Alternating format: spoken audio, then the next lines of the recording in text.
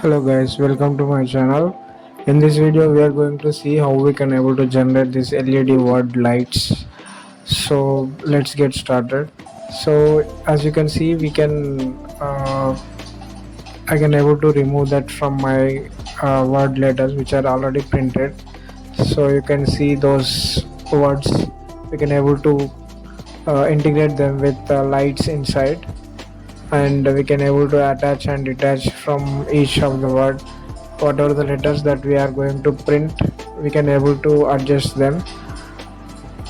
So in the next I will show you how the process will works. So let's get started.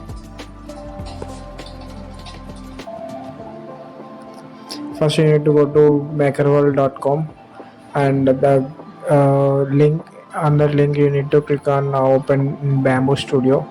So once you click on that open in Bambu Studio, that Bambu Studio will be open like this with all the predefined word letters which are there. So once you choose whatever the letters that you want to print, you can select them from those all the words, and once you selected you can just click on slice plate.